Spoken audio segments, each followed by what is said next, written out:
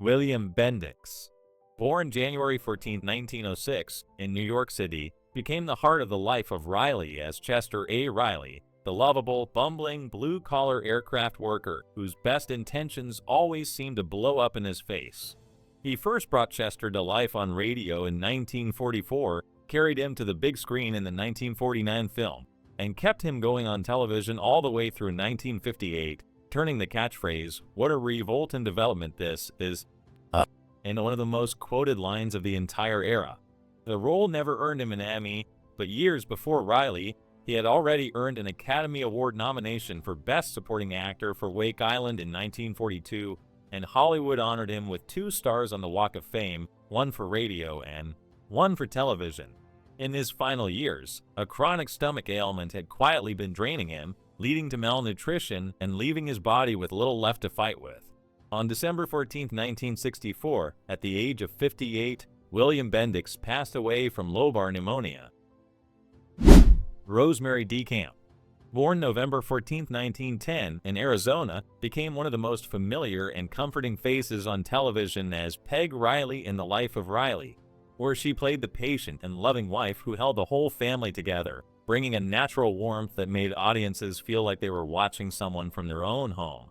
Even though she never took home a major award for that role, she was widely respected for her motherly presence across Hollywood, earning recognition for portraying strong family figures in films like Yankee Doodle Dandy, and later earning a Primetime Emmy nomination for The Bob Cummings Show and a star on the Hollywood Walk of Fame.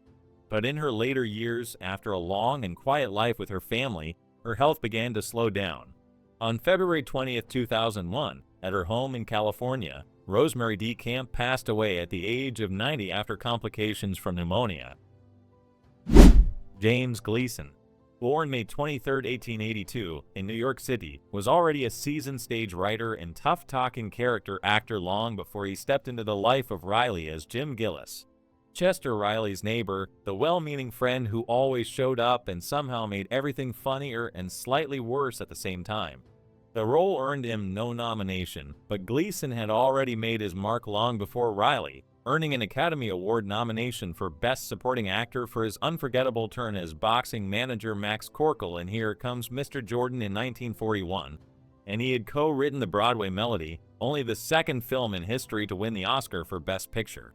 And sadly, on April 12, 1959, at the age of 76, James Gleason passed away from complications of chronic asthma at the Motion Picture and Television Country House in Woodland Hills, Los Angeles.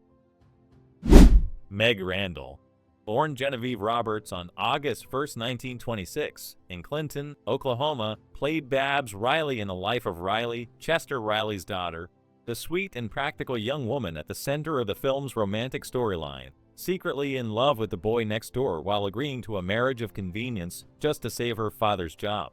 The role earned her no major nomination, but it was the one that put her face on the map, and she kept that momentum going as Kim Parker Kettle in the beloved Ma and Pa Kettle comedy series, appearing in 3 films between 1949 and 1951 alongside Richard Long, making her one of Universal International's most recognizable young faces of the era. By the early 1960s, she quietly stepped away from the industry and lived privately for decades, largely out of the spotlight. On July 20, 2018, Meg Randall passed away at the age of 91.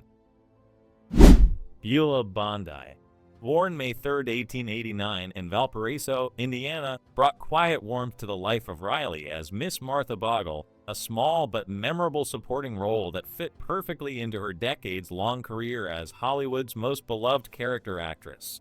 She was twice nominated for the Academy Award for Best Supporting Actress for The Gorgeous Hussy in 1936 and Of Human Hearts in 1938, and she played James Stewart's mother in 4 films, most famously as Ma Bailey in It's a Wonderful Life, a role that made her a household name. In 1976, at 87 years old, she returned for a guest appearance on The Waltons, won the Emmy for Outstanding Lead Actress, and received a standing ovation as she walked slowly to the podium. Then on January 11, 1981, at the age of 92, Beulah Bondi died in Woodland Hills, California, from pulmonary complications after she broke her ribs in a fall when she tripped over her cat. John Brown, Born April 4, 1904, in Hull, Yorkshire, England, played Digby Digger O'Dell in the life of Riley, the morbid, darkly funny, friendly Undertaker, who became one of radio and early TV's most beloved recurring characters. Creator Irving Brecker invented Digger on the spot to fill time in a broadcast running short, and audiences immediately fell in love with the character's macabre wit. Brown reprised his radio role on the television version of the show starring Jackie Gleason in 1949, and also guest starred on Amos and Andy and I Love Lucy during his small-screen career. But his career was cut short in the cruelest way. Falling as a victim of the Hollywood Red Channel's blacklist, he was unable to find work in broadcasting or movies after 1953. On May 16, 1957, John Brown died of a heart attack at age 53 while en route to his doctor's office in West Hollywood, California. Richard Long. Born December 17, 1927, in Chicago, Illinois, played Jeff Taylor in The Life of Riley, the factory owner's son hopelessly in love with Babs Riley, whose engagement to her sets the entire plot in motion and puts Chester Riley's world into a tailspin. The role fit naturally into his early career, a discovery made entirely by accident when a Universal Studios talent scout spotted the tall, blue-eyed teenager in a school play, leading to an immediate contract. He even reprised Jeff Taylor for the Lux Radio Theater broadcast of The Life of Riley on May 8, 1950. It was one of his early film roles, and Long would go on to become a genuine television star, best remembered for playing Jared Barkley across 4 seasons of The Big Valley and Professor Everett in Nanny and the Professor. Then in late 1974, he was hospitalized in Los Angeles. Just 4 days after turning 47, on December 21, 1974, Richard Long died of a heart attack in Los Angeles, California.